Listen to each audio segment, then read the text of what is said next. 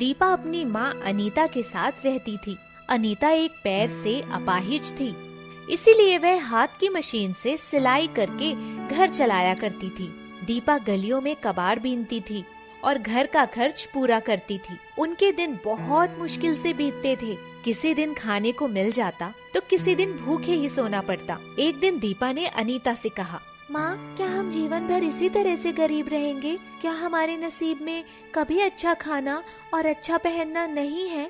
हम इस टूटी फूटी झोपड़ी में अपने दिन बिता रहे हैं। क्या हम कभी एक पक्के मकान का चेहरा भी नहीं देख पाएंगे? हाँ बेटा, क्यों नहीं, पर उस भगवान के आगे किसी की नहीं चलती। अगर वह चाहेगा तो तू देखना, हमारे दिन सुधर जाएंगे, हमारा वक्त जरूर बदलेगा। अनीता कहकर अपने काम में लग जाती है और दीपा बाहर गली में कबाड़ बीनने लगती है।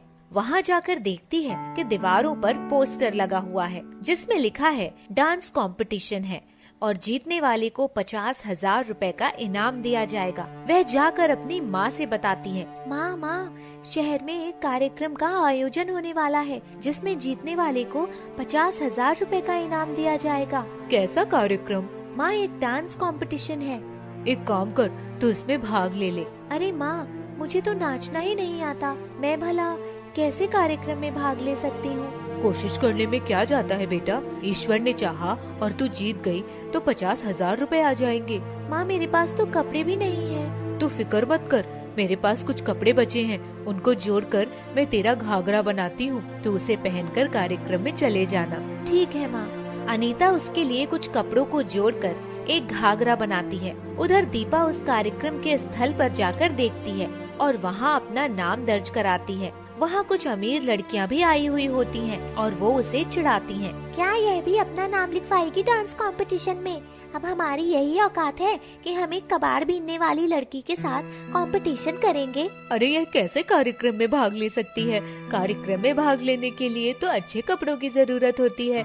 क्या यह पहन कर आएगी फटे हुए कपड़े? अरे हाँ, जो ड्रेस पहनकर आएगी वो एक फैशन शो बन जाएगा और उसको देखकर सब हंसेंगे, तब यह डांस कैसे कर पाएगी? दीपा उनकी बातों से बहुत उदास होती है और घर आ जाती है। कुछ समय बाद कार्यक्रम का दिन आता है। दीपा अनीता द्वारा बनाए गए घाघरे को पहनकर जैसे ही जाती है, वही तीनों लड़कियां उसको देखकर उसे चिढ़ाती हैं और कहती हैं, आ गई अपनी फेवरेट ड्रेस पहनकर। मेरा घाघरा बहुत अच्छा है। अरे, इस घाघरे पर तो कुछ लगा हुआ है।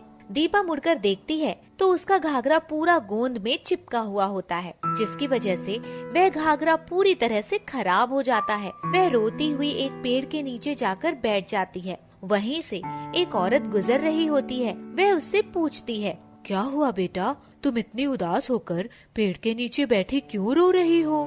मुझे डांस कंपटीशन में भाग लेना था और मेरा घाघरा किसी ने खराब कर दिया। अब मैं स्टेज पर नहीं जा सकती, सब मेरा मजाक उड़ाएंगे। कोई बात नहीं बेटा, हमारा पुश्तैनी घाघरा रखा है, तुम उसको पहन लो। हमारे तो किसी काम का नहीं, हमारे पूर्वजों ने इसको रखा था, शायद तुम्हारे किसी काम आ जाए। औरत उसको घाघरा दे देती है और दीपा उसको पहनकर स्टेज की ओर जाती है। अरे यह तो फिर आ गई मैला कुचैला घाघरा पहनकर। यह तो कितने पुराने टाइम का घाघरा है।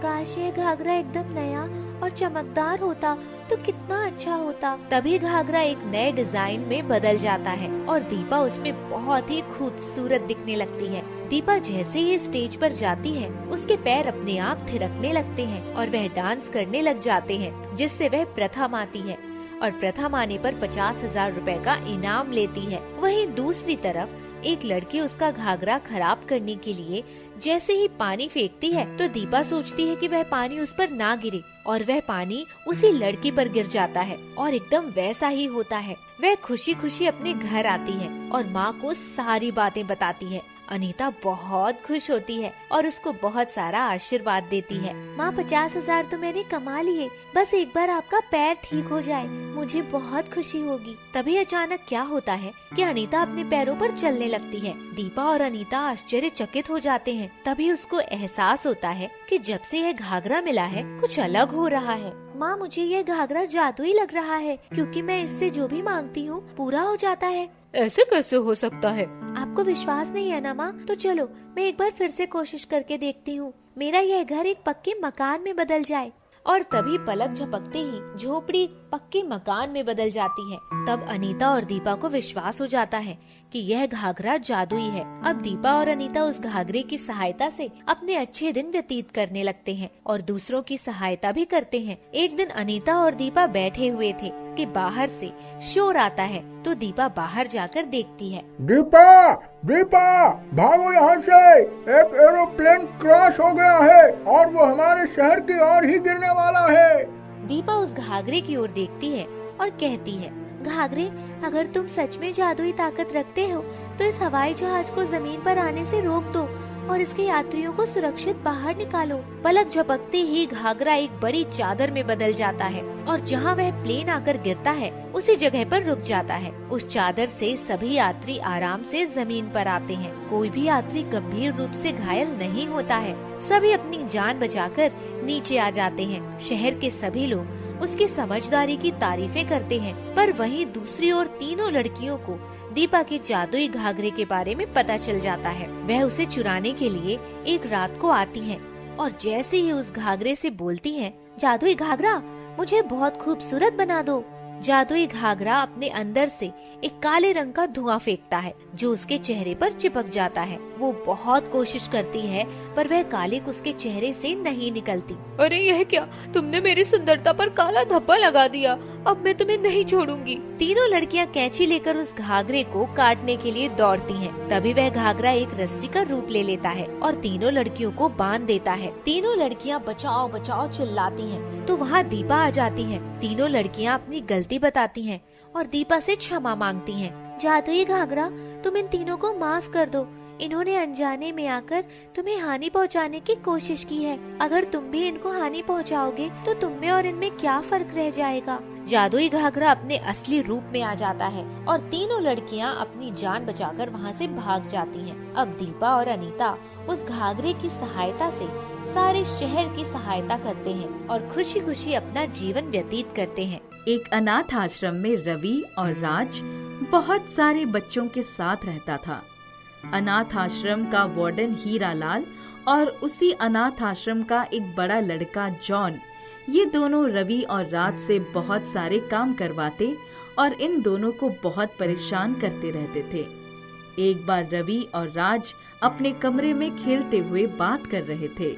राज, हम दोनों अपने माँ बाप को कभी नहीं देखे हैं। हाँ यार, कभी नहीं देखे हैं। कैसे दिखते होंगे हमारे माँ बाबा? बिल्कुल हमारी तरह दिखते होंगे। कितना अच्छा होता ना हम दोनों अपने परिवार के साथ रहते।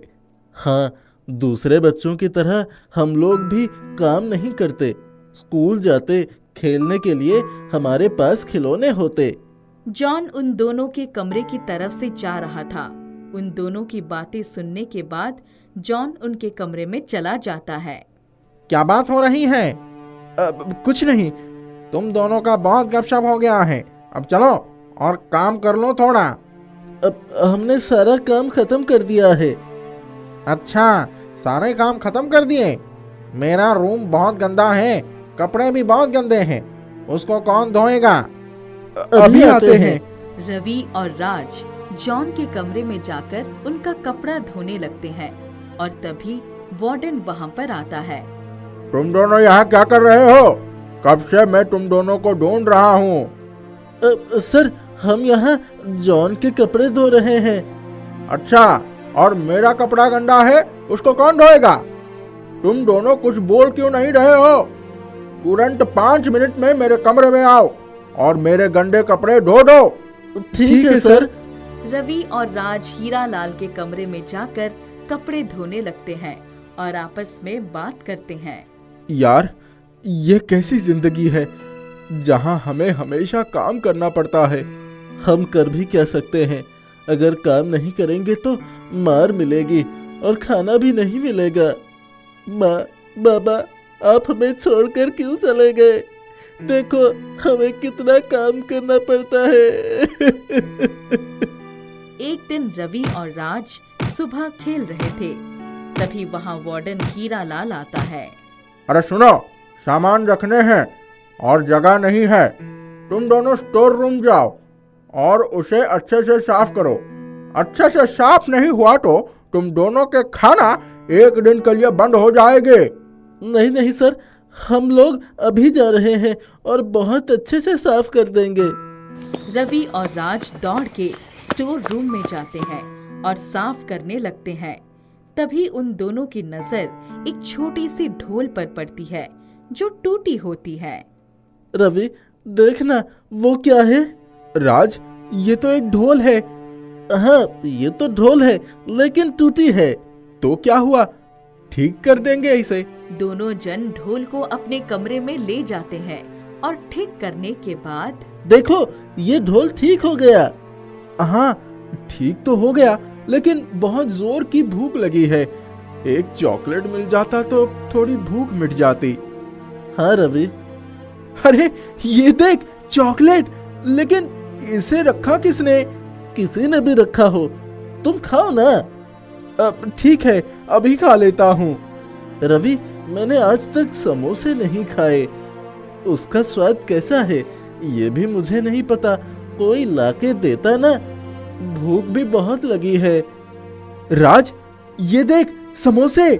अरे रवि, ये कहाँ से आया? यहाँ तो नहीं था। पहले तुम खाओ इसे। वाह, समोसे बहुत स्वादिष्ट हैं। रवि और राज को अभी तक पता नहीं था कि ढोल कोई साधारण ढोल नहीं बल्कि एक जादुई ढोल है, और फिर आपस में बात करने लगते हैं। ये सब कैसे हो रहा है? राज, जब भी हम लोग कुछ मांगते हैं और तुम ढोल बजाते हो तो वो चीज हमें मिल जाती है। कहीं ये ढोल में जादू तो नहीं है? पता नहीं, एक बार आजमा कर देखते हैं। अब ठीक है, तो बताओ तुम्हें क्या चाहिए? नए कपड़े। ठीक है। राज देख, नए कपड़े। इसका मतलब ये ढोल कोई साधारण ढोल नहीं है, एक जादुई ढोल है। तभी रवि और राज को किसी की आने की आहट सुनाई देती है। ये लोग तुरंत ढोल छुपा देते हैं। हीरालाल उन दोनों के कमरे में आता है। बहुत मस्ती हो गया तुम दोनों का, अब कुछ काम भी कर लो। कैसा काम? पूरा अनाथ आश्रम में तुम दोनों पोछा लगाओगे, नहीं तो मार मिलेगी और रात को खाना भी नहीं मिलेगा। ठीक है सर, हम लोग कर देंगे। हीरालाल वहाँ से जाने लगता है और रवि राज आपस में बात करने लगते हैं। राज, हरीलाल का कुछ करो ना, हमेशा हम लोगों से ही काम करवाता है। तुम ही बताओ क्या करना है? हरीलाल को सीढ़ी से गिरवा दो। हाँ, बहुत अच्छा। ढोल बजते ही हीरालाल सीढ़ी से फिसल जाता है और लुढ़कते हुए जमीन पर गिरता है धड़ाम से। उसके मुंह से निकलता है, अरे मर गया, कोई बचाओ। ये सुन रवि और राज हंसने लगे। हीरालाल को चोट आई हुई थी तो जॉन सारा काम देखने लगा। जॉन रवि और राज के पास जाता है। जब ये दोनों खाना खा रहे होते हैं और जाते ही, ये खाना तुम्हें नहीं मिलेगी, ये खाना आज कुत्ता खाएगा। हमें बहुत भूख लगी थी, मेरा खाना क्यों फेंक दिया? तुम्हारी इतनी हिम्मत की तुम मुझे बोलोगे? जॉन वहाँ से जाने लगता है। रवि रोते हुए राज से बोलता है, जॉन कुत्ते जैसा चलकर आए और वो खाना खाए जिसे उसने कुत्ते की थाली में फेंक दिया है। ठीक है। जॉन कुत्ते जैसे चलकर आता है और वो खाना खाने लगता है। फिर सब कोई हंसने लगते हैं। जॉन को पता चल जाता है कि ढोल में कोई जादू है। वो ढोल के बारे में जाकर हीरालाल को बताता है और फिर दोनों रवि और राज के पास आकर, ये ढोल हमें दे दो। नहीं देंगे, ये हमारा ढोल है। चुपचाप दे दो, नहीं तो बहुत मार मिलेगी। कुछ भी कर लो, हम लोग ये ढोल नहीं देंगे। अच्छा, इतनी हिम्मत, अभी बताता हूँ। हीरालाल और जॉन ढोल को छीनने की कोशिश करते हैं और तभी ढोल का डंडा बड़ा हो जाता है। फिर हीरालाल और जॉन को पीटने लगता है। उसके बाद, अरे हमें माफ कर दो, अब से हम दोनों ऐसा नहीं करेंगे। हाँ, कमी नहीं करेंगे, उल्टा हम सारा काम करेंगे, हमें माफ कर दो। ठीक है, उस दिन के बाद से हीरालाल और जॉन किसी को परेशान नहीं करने लगते, किसी से काम भी नहीं करवाने लगे। रवि और राज जादुई ढोल की मदद से बहुत सारी किताबें मंगवाए और फिर पढ़ाई करने लगे। कुछ सालों के बाद रवि और राज बड़ा आदमी बन गए। उसके बाद उस अनाथ आश्रम को वही दोनों चलाने लगे। एक गांव में भूरा नाम का एक किसान रहता था। उसने कई मुर्गियां पाली थी। उसका मुर्गियों और अंडों का व्यापार था। अचानक एक भयानक संसर्ग से फैलने वाली बीमारी ने उसकी सारी मुर्गियों और चूजों को मौत की गोद में सुला दिया। उसका पूरा व्यापार चौपट हो गया। उसके सर पर बहुत सारा कर्ज भी हो गया था। एक दिन उसके घर एक महात्मा पधारे और भूरा ने उन्हें अपना सारा हाल सुना दिया। महात्मा ने अपने ज्ञान दृष्टि से सारी वस्तु स्थिति को जान लिया। देखो, तुमने जो मुर्गियों, चूजों और अंडों का व्यापार किया वो तुम्हें सदैव घाटा ही देता रहा। अब किसी भी मुर्गी के चूजे या अंडों को बेचना तुम्हारे लिए हानिकारक सिद्ध होगा। तुम कोई ऐसा व्यापार करो जिसमें जीव हत्या ना हो। ठीक है महाराज, मैं ऐसा ही करूंगा। महाराज चले गए और भूरा भविष्य की योजना के बारे में सोचने लगा। उसके पास पूंजी भी नहीं थी, इसलिए वो समझ नहीं पा रहा था कि आखिर व्यापार करे तो कैसे करे। अचानक उसके मुर्गी घर से एक लाल रंग का चूजा बाहर आया और उसके पास खड़ा हो गया। हे भगवान, मेरी मुर्गियां और चूजे तो समाप्त हो गए। ये लाल चूजा कहाँ से आ गया? मुझे तो अब मुर्गी पालन का व्यापार करना ही नहीं था। जा बच्चे, जिसके घर से आया है वहाँ चला जा। चूजा जाने के लिए तैयार ही नहीं था। भूरा ने उसे उठाया और दूर जाकर रख दिया। इतने में उसने देखा एक बिल्ली चूजे की तरफ बढ़ रही थी। बिल्ली आगे बढ़ी और रुक गई, जैसे किसी चीज से टकरा गई हो। वो फिर उठी और आगे बढ़ी और दोबारा अदृश्य वस्तु से टकराकर रुक गई। कुछ जादुई चमत्कार लग रहा था, पर भूरा के समझ में कुछ नहीं आया। लेकिन उसने जाकर चूजे को उठा लिया। वो जान गया कि अगर उसने चूजे को यूं ही छोड़ दिया तो उसकी जान को खतरा हो जाएगा। अब मैं क्या करूं? इस चूजे को कैसे भगाऊं? ये किसी भयानक बीमारी का शिकार हो सकता है। मैं एक काम करता हूं, एक बड़े पिंजरे में इनको भगवान के मंदिर के पास रख देता हूं।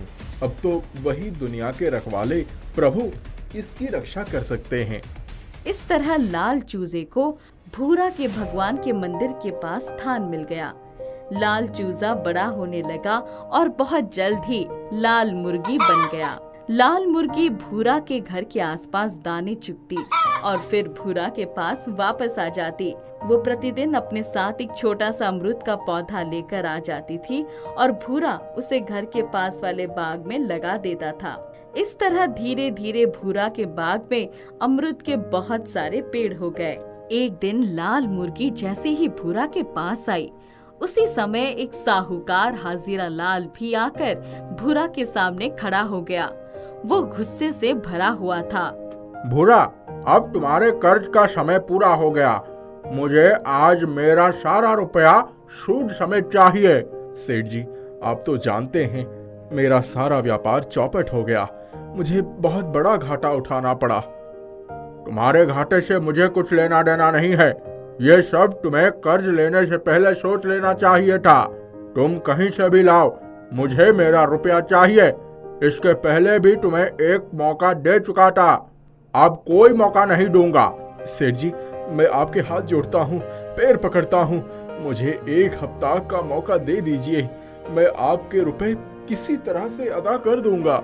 अब एक दिन का भी मौका नहीं दूंगा। भूरा को कुछ नहीं सूझ रहा था। वो दुख से पागल हो रहा था। उसी समय लाल मुर्गी ने अपने साथ लाए हुए अमरूद के छोटे पेड़ को वही पास में लगा दिया। इसके बाद उसने पंख फड़फड़ाए और उड़कर हाजिरा लाल को चोंच मार दी। अचानक हाजिरा लाल पर जैसे जादू हो गया। उसका पूरा सुर ही बदल गया। अरे भूरा, तू क्यों चिंता कर रहा है? मैं तुझसे कोई ब्याज नहीं लूंगा। जब तेरे पास रुपए आएंगे दे देना, कोई जबरदस्ती थोड़ी है। भूरा साहूकार की बात सुनकर चौंक गया।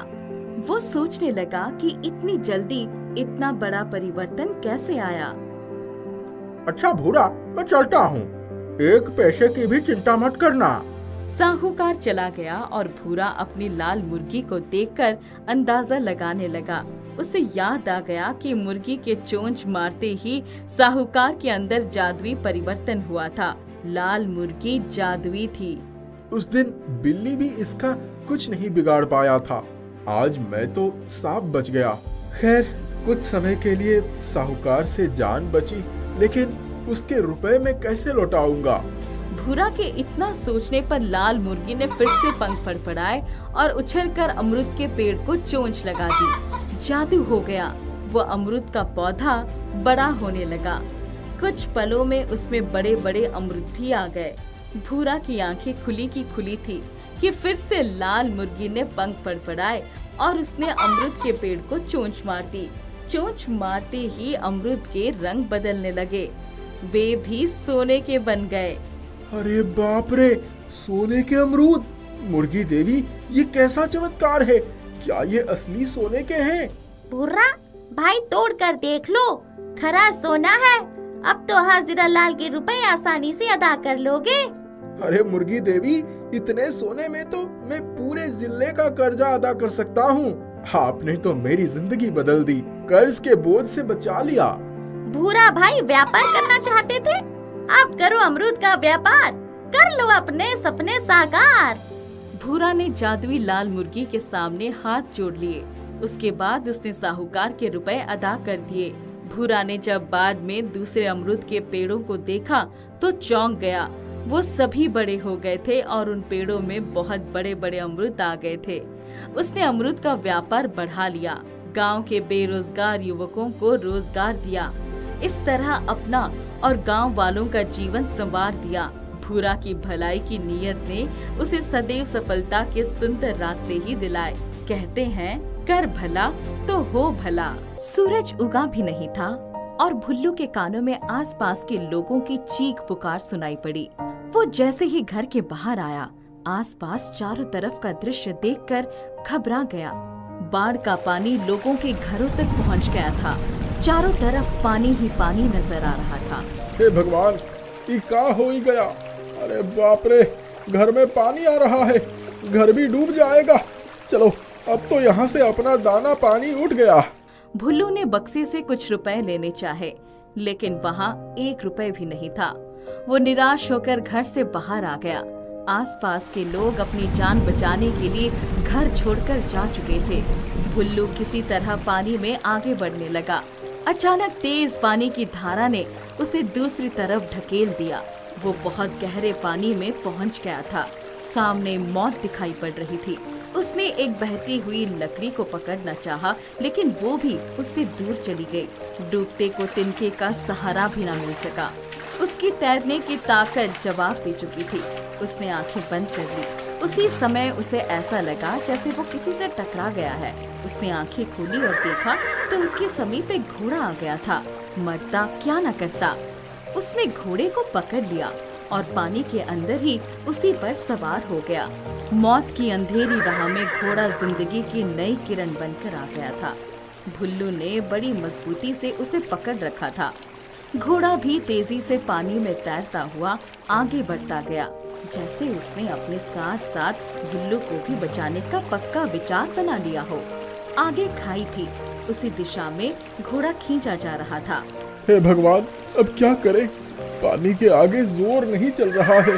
घोड़े राजा, जोर लगाओ, मुड़ जाओ, वरना दोनों खाई में जाएंगे। घोड़ा पूरी कोशिश करने लगा, लेकिन पानी के आगे बेबस हो रहा था। वो भुल्लू को लेकर खतरनाक मोड़ पर पहुंच चुका था। अचानक चमत्कार हुआ। वो जोर से हिनहिनाया और तेजी से मुड़ गया। उसके अंदर अद्भुत जादुई शक्ति आ गई। वो भुल्लू को लेकर देखते ही देखते एक ऊंचे और सुरक्षित स्थान पर पहुंच गया। भुल्लू उसके आगे हाथ जोड़कर खड़ा हो गया। घोड़े की आंखों में दया का भाव झलक रहा था। भुल्लू और घोड़ा दोनों कुछ आगे बढ़े। भूख के मारे भुल्लू से चला नहीं जा रहा था। घोड़े ने इशारा किया और भुल्लू को अपने ऊपर बिठा लिया। वो तेजी से दौड़ता बढ़ता चला गया। वो दोनों बहुत आगे निकल आए। घोड़ा जाकर एक झोपड़ी के पास रुक गया। भुल्लू ने अंदर जाकर देखा तो कुछ खाली बर्तन पड़े थे, आसपास कुछ भी न था। घोड़े राजा, यहाँ तो सारे के सारे बर्तन खाली पड़े हैं, इससे भला भूख कैसे मिटेगी? इतने में घोड़ा आगे बढ़ा और उसने कुछ बर्तनों को मुंह से छू लिया और चमत्कार हो गया। उन बर्तनों में से धुआं निकलने लगा। भुल्लू ने ध्यान से देखा तो धुएं के नीचे बर्तन में खाने के सुंदर व्यंजन झलक रहे थे। भूख से बेहाल भुल्लू ने खाना शुरू कर दिया। अरे राजा, आओ यहीं खा लो। इसके बाद बाहर के घास के मैदान पर भी मुंह चला लेना। मुझे भीगने के कारण ठंडी लग रही है, मैं यहीं अंदर बैठना पसंद करूंगा। घोड़ा हिनहिनाया और सामने कुछ कपड़े और बिस्तर कंबल आ गए। राजा, तुम तो बड़े जादूगर निकले। मैंने कोई बहुत बड़ा पुण्य काम किया है जो तुम मुझे मिल गए। तुमने मेरी जान बचाई, यहाँ तक सुरक्षित लेकर आए। खाने के बाद तुम तो कपड़े भी दे रहे हो। मेरे ऊपर इतनी मेहरबानी की, मैं अब अपनी खुशी से पागल हो जाऊंगा। जादुई घोड़े ने भुल्लू से बड़ी आत्मीयता जताई। भुल्लू का घर और सारा सामान बाढ़ की भेंट चढ़ गया था। शाम होने लगी तो उसकी चिंता बढ़ गई। जंगली जानवरों का डर सताने लगा। राजा, दिन तो बीत गया, लेकिन रात को खुले आसमान में रहना खतरे से खाली नहीं है। हम दोनों के लिए खतरा है। काश यही आसपास हमारा घर होता। राजा घोड़ा हिनहिनाया और फिर एक चमत्कार हो गया। सामने मैदान साफ हो गया और एक सुंदर बंगलानुमा घर बन गया। राजा के लिए भी सुंदर व्यवस्था हो गई। दोनों जैसे ही घर के अंदर जाने के लिए तैयार हुए, दो भयानक शेर सामने आकर खड़े हो गए। अब क्या होगा राजा? ये दोनों कहाँ से आ गए? राजा हिनहिनाया। इतने में एक शेर भालू के ऊपर कूदने के लिए तेजी से आगे बढ़ा और गिर गया। उसके पीछे दूसरा शेर भी गिर गया। भुल्लू ने देखा तो दोनों शेरों की पूंछ आपस में बंध गई थी। वे दोनों विपरीत दिशा में हटने की कोशिश कर रहे थे और गिर रहे थे। इसके बाद उनके पैर भी आपस में बंध गए। भुल्लू हंसने लगा। राजा, अब घर के अंदर चलो। ये दोनों तो अब रात भर एक दूसरे से अपने आप को छुड़ाने में ही परेशान रहेंगे। दोनों घर के अंदर चले गए। घर के अंदर सारा सामान आ गया था। अब राजा की सुरक्षा में भुल्लू बड़े आनंद से रहने लगा था। उसने वहाँ अच्छी खेती बाड़ी शुरू कर दी थी। उसके पास धन दौलत भी आ गई थी। वो जहाँ भी जाता, राजा उसके साथ ही रहता था। एक चीमा नाम का जादूगर एक दिन जंगल में आ गया। राजा को देखकर वो लालच में आ गया। उसे वो अपना बनाना चाहता था। उसने भुल्लू के सामने राजा को खरीदने का प्रस्ताव रखा, लेकिन भुल्लू ने झट से ठुकरा दिया। चीमा जादूगर बहुत नाराज हो गया। उसने अपनी जादुई शक्ति से भुल्लू को उसके ही घर में कैद कर दिया। ये देखकर राजा आग बबूला हो गया। वो बहुत जोर से हिनहिनाया, लेकिन जादूगर पर उसके जादू का कोई असर न हुआ। भुल्लू घर के अंदर से असहाय होकर सब देखता रहा। जादूगर चीमा ने अपनी छड़ी घुमाई और उछलकर राजा के ऊपर सवार हो गया। राजा आगे बढ़ने के लिए तैयार न था, तब जादूगर ने दूसरा जादू भुल्लू के ऊपर चलाने की तैयारी की। भुल्लू, तुम्हारा घोड़ा बात नहीं मान रहा है। अब मैं तुम्हारी जान ले लूंगा, तब इसका होश ठिकाने आएगा। जादूगर की ये बात सुनकर राजा डर गया। वो अपने साथी भुल्लू के ऊपर कोई आंच नहीं आने देना चाहता था। वो जादूगर का इशारा समझकर उसे लेकर आगे बढ़ गया। भुल्लू लाचार होकर देखता ही रह गया। जादूगर अपनी जादुई छड़ी से इशारा करके राजा को हर तरफ अपनी इच्छा से ले जा रहा था। राजा को बहुत गुस्सा आ रहा था। अचानक वो बहुत तेज दौड़ने लगा। जादूगर बहुत खुश हो गया। इसके बाद तेज दौड़ते दौड़ते राजा अचानक रुक गया। झटका खाकर जादूगर नीचे गिर गया। उसकी छड़ी दूर गिर गई। उसका जादू बेअसर हो गया। जादूगर उठा तो राजा ने अपने दोनों पैरों से उसे जोर से धक्का मार दिया। जादूगर बुरी तरह लड़खड़ाया और घायल होकर गिर पड़ा। राजा ने जादुई छड़ी मुंह से उठा ली और पिछली दुल्लती जादूगर को मार दी। जादूगर फिर गिर पड़ा और राजा के जादू से उसके दोनों पैर बंध गए। राजा मुंह में छड़ी लेकर तेजी से दौड़ता हुआ भुल्लू के पास पहुंच गया। उसने भुल्लू को आजाद कर दिया। जादुई छड़ी को भुल्लू ने जला दिया। जादुई छड़ी के साथ साथ जादूगर का जादू भी समाप्त हो गया। भुल्लू बड़ी शान से और बड़े प्यार से अपने प्यारे साथी राजा से लिपट गया। लखन ने जैसे ही घर के अंदर कदम रखा तो माँ को फर्श साफ करते हुए देखकर चिंतित हो गया। उसे माँ को इस उम्र में इस तरह काम करता देख जब बर्दाश्त ना हुआ तो वो स्वयं काम करने लगा। माँ, इस उम्र में ये सब काम मत किया करो। घर और कपड़ों की साफ सफाई मैं कर दिया करूँगा। आपके हाथों की सिर्फ रोटियां खाने का मन हमेशा रहेगा, क्योंकि मुझ में खाना बनाने का हुनर नहीं है। बेटा, ये सब तो घर का काम है, मैं हमेशा करती आई हूँ। अब तक करती आई थी, लेकिन अब इस उम्र में नहीं करना है। आपकी तबीयत भी ठीक नहीं रहती। मैं जब तक किसी नौकरानी का इंतजाम नहीं कर देता तब तक मैं ही ये सारा काम संभाल लूंगा। बेटा, अब हमारे घर में नौकरानी नहीं बहुरानी की जरूरत है। जब से बड़ी बहू ने घर छोड़ा है सब जिम्मेदारी मेरे ही कंधों पर आ गई है। उसे तो उसके माँ बाप यहाँ आने नहीं देंगे। अब तू ही अपना ब्याह कर ले, मैं भी चैन की सांस लूंगी। माँ, भैया क्या परदेश गए? भाभी के मायके वालों ने हद कर दी। भाभी की इच्छा ना होते हुए भी उसे मायके में ही रख रहे हैं। आप तो जानती हैं, मैंने कई बार कोशिश की, लेकिन भाभी के पापा और मम्मी भाभी को यहाँ भेजने के लिए तैयार ही नहीं हुए। कह रहे थे तुम लोगों को बहू नहीं नौकरानी चाहिए। बिटिया का बहुत बुरा हाल कर दिया। घर का काम करने से कोई नौकरानी तो नहीं बन जाती। मैं भी तो वही सब काम करती रही हूँ। बड़ी बहू आज भी इस घर की बड़ी बहू रानी ही है। मेरा गोपाल जब आ जाएगा तब उसे लेकर आएगा। तब तक तो उसे वे लोग विदा नहीं करेंगे। बेटा, तो परदेश मत जाना, तेरा ब्याह कर दूंगी और तू यही रहेगा, तो छोटी बहुरिया भी साथ रहेगी। माँ, इतनी जल्दी तो मेरा ब्याह होने वाला नहीं है। एक बार मैं भैया से कहलवाकर घर पर जरूर लेकर आऊंगा। अगर भाभी के घर वाले नहीं माने तो भैया को परदेश से बुलाकर ही मानूंगा। लखन ने बड़े भैया से बात करके उनका वास्ता देकर भाभी की विदाई करवा ही ली। जिस दिन भाभी घर में आई, लखन के बड़े भैया गोपाल का फोन आ गया और उसने एक दुखद समाचार दे दिया। उसकी अच्छी खासी नौकरी छूट गई। ये खबर किसी सदमे से कम नहीं थी। माँ लखन और उसकी भाभी सभी बहुत दुखी हो गए। उनकी पड़ोसन सोमी वही बैठी थी। उसे भी ये बात ज्ञात हो गई। हे भगवान, बहू के कदम घर में पड़े और ये बुरी खबर अब आ गई। अब क्या होगा? एक कमाऊ पूत और उसकी भी नौकरी चली गई। काकी, कैसी बातें कर रही हो? जो हो नहीं रहती है हो जाती है। अब इस सब में भाभी को क्यों घसीट रही हो? अभी अभी आपके कदम भी तो हमारे घर पे पड़ी है। इस तरह किसी दूसरे पर लांछन लगाना अच्छी बात नहीं है। लखन की आवाज सुनकर पड़ोसन पैर पटकते हुए निकल गई। लखन जाकर भाभी को समझाने लगा। माँ, भाभी, आप लोग चिंता मत करिए, सब कुछ ठीक हो जाएगा। भैया को घर बुला लिया जाए, यहीं पर कुछ ढंग का कारोबार कर लिया जाएगा। मैं भी खेती करने के साथ साथ उनके कामों में हाथ बटा लिया करूँगा। दोनों भाई मिलकर कुछ अच्छा करेंगे। अब तो भाभी भी आ गई हैं। बेटा, अच्छी नौकरी लगी थी, तनख्वाह भी अच्छी मिल रही थी। पता नहीं किसकी नजर लग गई। माँ, आप चिंता मत करो, भगवान ने शायद उससे भी अच्छा कुछ लिख रखा होगा।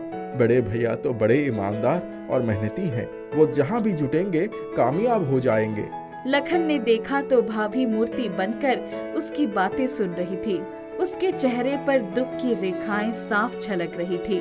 लखन ने उन्हें फिर से समझाया और फिर भैया का फोन आ गया। उन्होंने कहा कि वो घर आ रहे हैं। देखो बेटा, घर आ रहा है। उसके सामने हम लोग कोई चिंता जाहिर नहीं करेंगे। उसे भी हमेशा खुश रखने की कोशिश करेंगे। दूसरे दिन सवेरे सवेरे एक खबर फैल गई कि गांव में चोरी हो गई। पड़ोसन सवेरे कुछ पोटली में सामान लेकर लखन के घर के पास आई और खिड़की के पास पहुंची और फिर तेजी कदमों से लौट गई। कुछ देर के बाद पुलिस आ गई और सामी के इशारे पर पुलिस के लोग वहां आकर घर पर आ गए। पुलिस को एक पोटली में वहां से चोरी का सामान मिल गया। पुलिस ने तुरंत लखन को गिरफ्तार कर लिया। देखिए साहब, मैंने कोई चोरी नहीं की है। हाँ साहब, मेरा बेटा चोर नहीं है। ये पोटली किसी ने हमारे यहाँ फेंकी है। देखो, चोरी का माल तुम्हारे घर से बरामद हुई है, इसलिए तुम्हें पुलिस स्टेशन चलना पड़ेगा।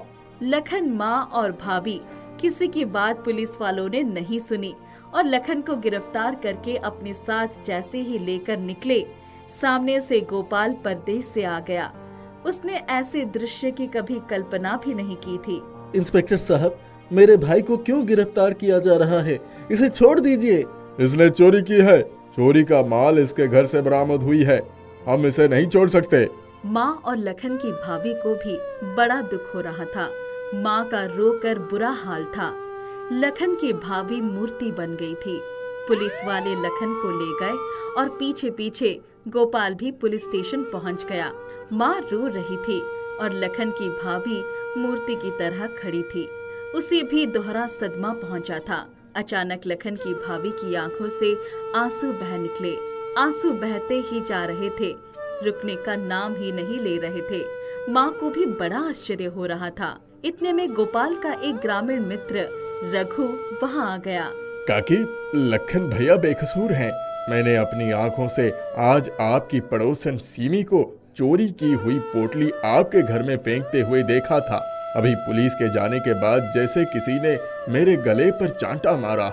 मैंने गाल को छुआ तो पूरा गाल पानी से भीगा हुआ था। मैं अपने आप को रोक नहीं सका। ऐसा लगा जैसे मुझे कोई खींच रहा हो, सो मैं आपके पास चला आया। रघु भैया, क्या आप यही बात पुलिस को बताओगे? हाँ हाँ, क्यों नहीं, बताएंगे, जरूर बताएंगे। रघु पुलिस स्टेशन पहुंच गया और उसने इंस्पेक्टर को सारी बातें बता दी। इसी बीच में और एक नौजवान जग्गू वहीं पहुंच गया।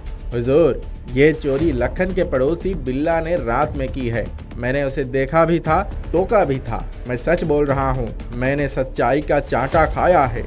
देखिए, मेरा गाल गीला हो गया है। पुलिस वालों ने तो मजबूत गवाही के मद्देनजर लखन को बरी कर दी और उसके पड़ोसन सीमी के पति बिल्ला को पकड़ लिया। गोपाल, लखन, उनकी माँ और उनकी भाभी ने राहत की सांस ली। कुछ महीने बीत गए। गोपाल को कोई नौकरी नहीं मिली। घर की स्थिति अच्छी नहीं रही। गोपाल अचानक बीमार हो गया। घर के बचे हुए रुपए उसके इलाज में लग गए। बड़ा कर्जा हो गया। यहाँ तक कि लखन की भाभी के गहने भी बिक गए। एक दिन ऐसा भी आया कि घर में खाने को कुछ नहीं बचा। लखन की भाभी मूर्ति की तरह खड़ी थी और अचानक उसकी आंखों से आंसू बह निकले। आंसू रुकने का नाम नहीं ले रहे थे। आंसुओं की धारा फर्श पर बह चली। ये क्या हो रहा है? हे भगवान, अब हमारा क्या होगा? बेचारी बहू भी हमारे साथ पीस रही है। इतने में एक चमत्कार हुआ। फर्श पर फैले हुए आंसू की जगह सोने के सिक्के बिखरे हुए दिखाई पड़ने लगे। लखन ने सारे सोने के सिक्के उठा लिए। इसके साथ साथ गोपाल भैया भी ठीक हो गए। उन्हें ऐसा लगा जैसे कुछ हुआ ही ना हो। अरे माँ, लखन, मैं तो बिल्कुल ठीक हो गया। मेरा सारा दर्द भाग गया। भाभी के आंसुओं का जादू इस तरह उनकी गरीबी और गोपाल की बीमारी को दूर कर देगा, ये किसी ने सपने में भी नहीं सोचा था। शाम हुई तो एक आदमी गोपाल की कंपनी से आ गया। उसने गोपाल के हाथ में जरूरी कागजात रख दिए। गोपाल जी, आपको सेठ जी ने बुलाया है। उन्हें इस बात का ज्ञान हो गया कि आप बेकसूर हैं। आपको नौकरी पर फिर से बहाल करके प्रमोशन भी दिया गया है। आपके घर के पास उनकी नई फैक्ट्री का आपको मैनेजर भी नियुक्त किया है। इस फैक्ट्री के सर्वे सर्वा आप होंगे। आप अपनी इच्छा अनुसार एम्प्लॉय की भर्ती वहाँ कर सकते हैं। गोपाल, लखन, माँ और गोपाल की धर्म पत्नी की खुशी का ठिकाना न रहा।